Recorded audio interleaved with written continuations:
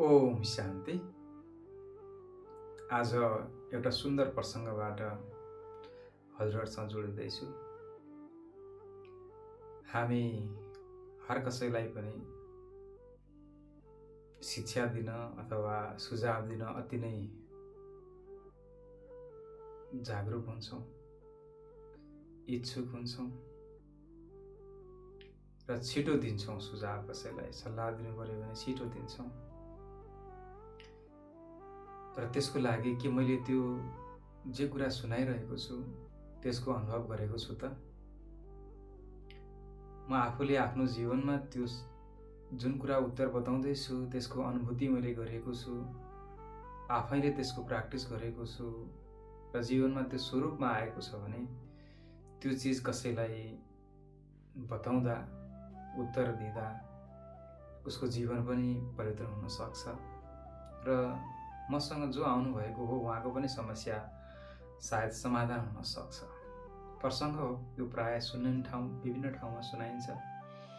एकपटक महात्मा गान्धी समक्ष एकजना महिला आफ्नो बच्चा लिएर पुग्छिन् र उहाँसँग अनुरोध गर्छिन् कि गान्धीजी, मेरो यो बाबुले धेरै गुलियो खान्छ र उनी सम्झाइदिनु पर्यो अथवा यो गुलियोबाट छुटकारा हुने युक्ति बताइदिनु पर्यो भनेर अनुरोध गर्छिन्।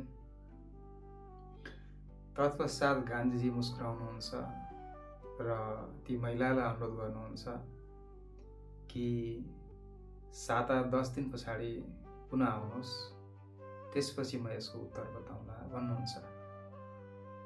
महिलाले मनमनै सोच्छिन्, कति टाढा आएको छु, आजै बताइदिनु भएको भए पनि हुन्थ्यो।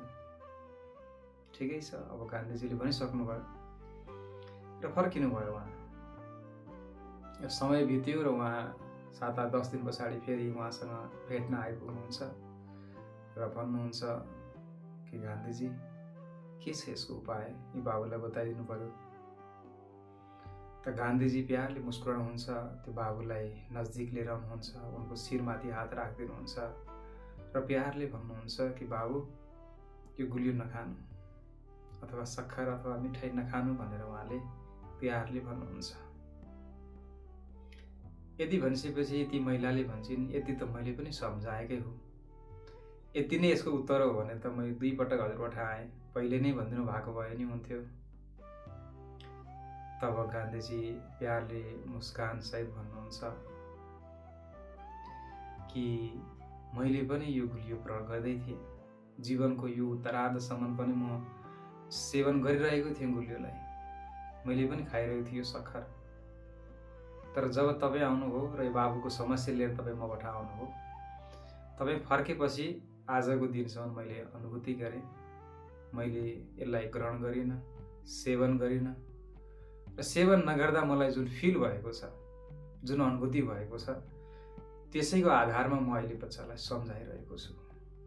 मैले पहिला ग्रहण गर्थेँ, अहिले नगर्दा मलाई त्यसको बेनिफिट भएको छ, खुसी भएको छ, शरीरमा हुने अनेक प्रकारका कुराहरूकोबाट म मुक्ति मलाई फिल भइरहेको छ, अथवा त्यसको म बस थिएँ, ग्रहणै गर्नुपर्छ भन्ने कुरा थियो, त्यो पनि नगर्दा पनि हुने रहेछ भन्ने कुरा मैले आफैले अनुभव गरेँ र त्यो अनुभवको आधारमा मैले बताइरहेको छु। यो खानु स्वास्थ्यको लागि पनि एक प्रकारले घाटा छ, त्यसैले यसलाई नखानु भनेर म अहिले बाबुलाई सम्झाइरहेको छु।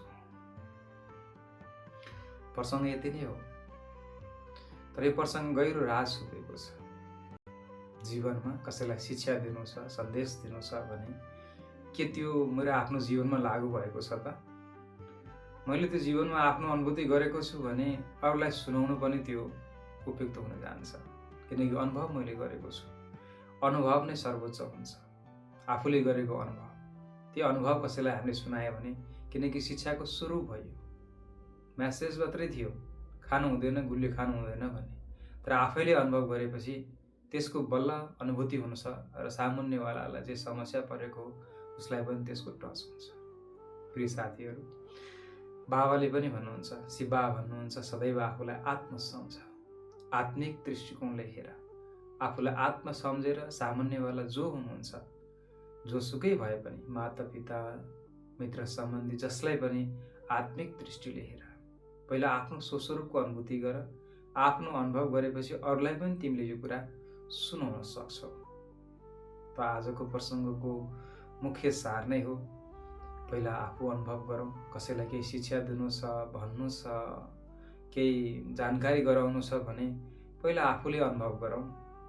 त्यसको अनुभूति आफूले गरिसकेपछि अनुभवी स्वरूप भएर हर कसैलाई हामीले शिक्षा दियौँ भने त्यसले सामान्यवाला जो आउनुभएको छ उहाँको समस्या अथवा उहाँको मनमा लागेको खुल्दीहरू मेटिन सक्छ र तपाईँ र मैले गरेको वार्तालाप अथवा मैले दिएको शिक्षा एउटा उपयोगी हुन जान्छ, जीवन उपयोगी हुन जान्छ।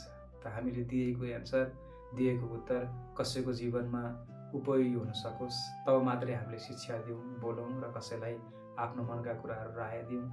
यति नै हामीले गर्न सक्यौँ भने आफ्नो जीवन खुसी हुन जान्छ, त जीवन सकारात्मक हुन जान्छ।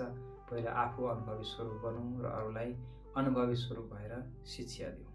ओम शान्ति। यहाँहरूको दिन शुभ रहोस्। ओम शान्ति।